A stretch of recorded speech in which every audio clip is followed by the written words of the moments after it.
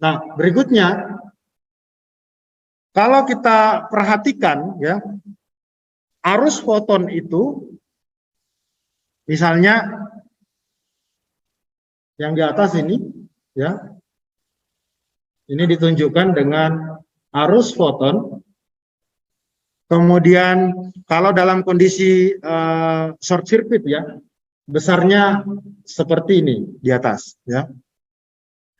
Kemudian dalam keadaan open circuit atau hubung buka, ya arusnya sama dengan 0, tapi tegangannya menjadi tegangan yang paling besar. Ini ada beberapa keterangan di sini, bisa diperhatikan. Kurva sumber arus, yang pertama kurva sumber arus I dengan V. Jadi kurva arus dengan tegangan. Sumber arusnya proporsional atau sebanding dengan radiasi matahari. Jadi tadi ya, jadi berapa banyak elektron yang mengalir, itu tergantung berapa besar iradiasi matahari. Iradiasi matahari besar, maka arus yang mengalir atau banyaknya elektron yang mengalir akan semakin besar. Nah, kemudian yang di tengah itu adalah kurva dioda, ya. Bagaimana dioda mengalami konduksi tadi ya, kalau tegangannya, misalnya dioda dengan bahan germanium, dia butuh tegangan sekitar 0,7, baru kemudian mengalirkan arus. Ya. Jadi ini agak rata dulu kan, baru kemudian sebesar berapa, baru dia harus mengalir. Itu tadi penjelasannya. Nah, jika bebannya sama dengan 0, atau terhubung singkat, maka tegangannya juga akan bernilai 0. Tetapi arusnya akan sangat besar. Atau dalam hal ini diberi notasinya itu adalah arus short circuit, ISC biasanya. Nah, arus ISC-nya akan sama dengan arus fotonnya. Ya. Dia akan sama dengan arus foton. Jika bebannya meningkat, atau dengan kata lain, R-nya bertambah, dari 0 kemudian bertambah, maka sebagian arus akan mengalir melalui dioda. Itu kalau secara rangkaian listrik ya, rangkaian ekuivalen, sorry. Nah, sampai pada kondisi R-nya tak hingga. Kalau tak hingga kan berarti tidak ada lagi kan? Berarti dia sama dengan kondisi hubung buka atau open circuit.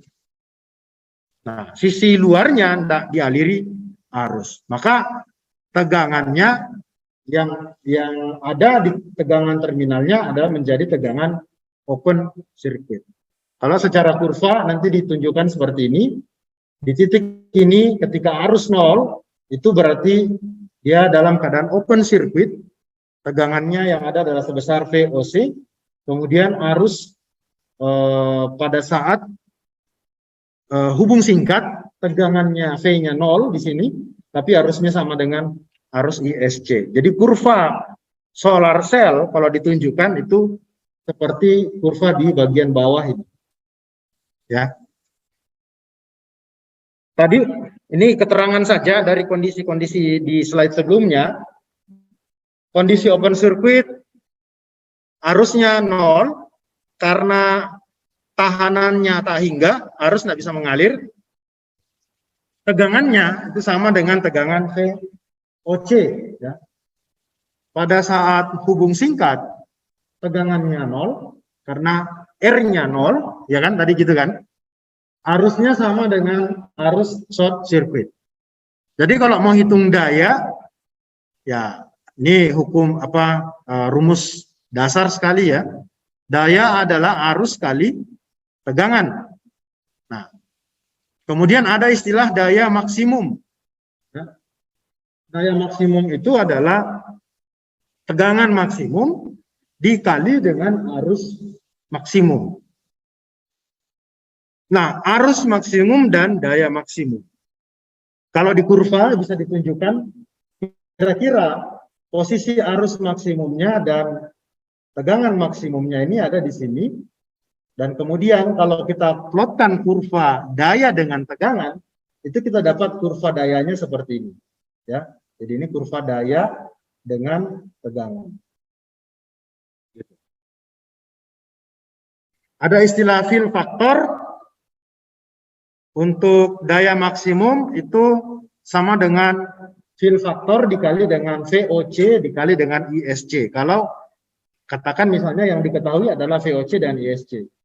Tapi biasanya panel sudah menampilkan data-data yang diperlukan begitu ya.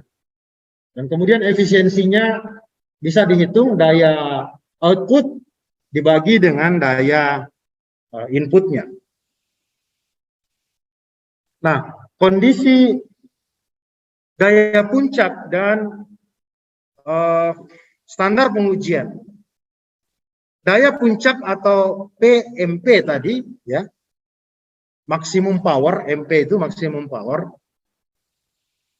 Itu adalah daya yang dihasilkan pada kondisi pengujian.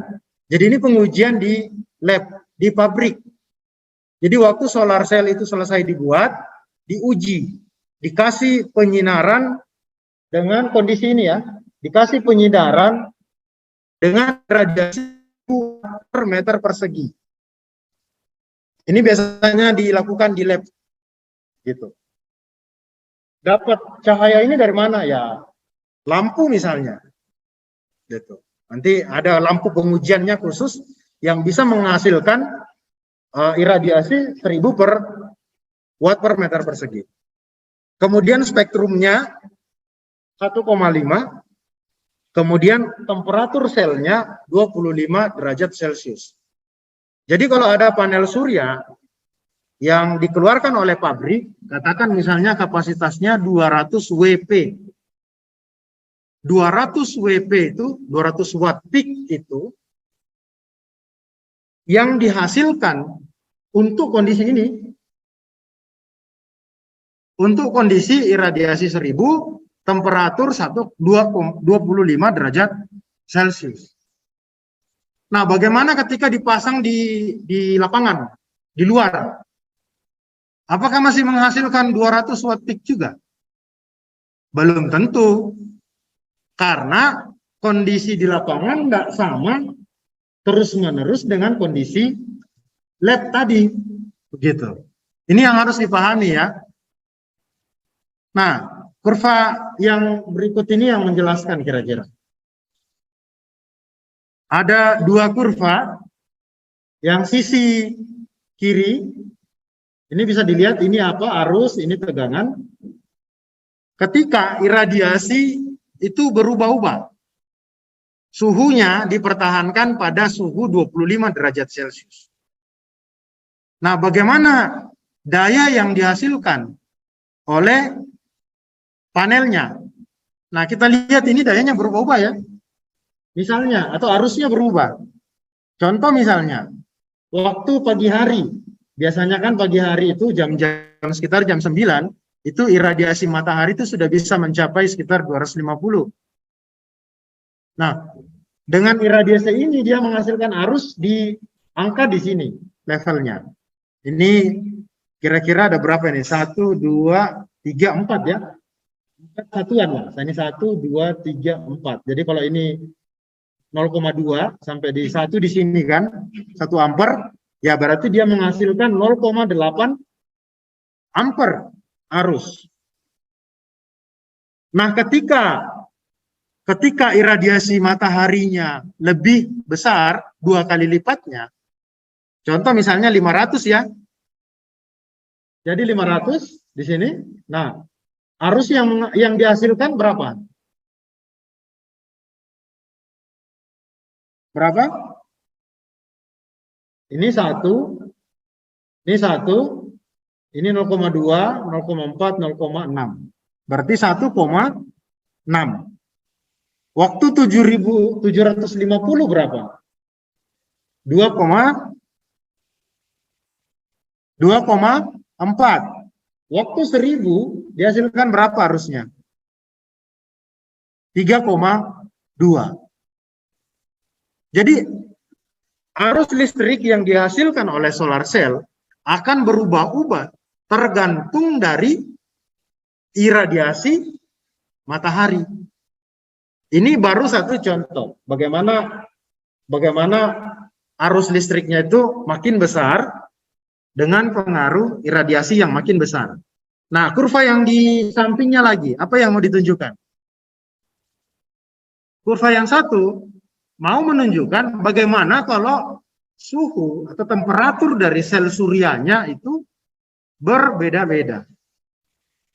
Dalam hal ini di sini ditunjukkan kalau temperaturnya naik dari misalnya 20 derajat Celcius, 30, 40, 50 dan seterusnya. Apa yang terjadi? Apa yang terjadi? Apanya yang menurun?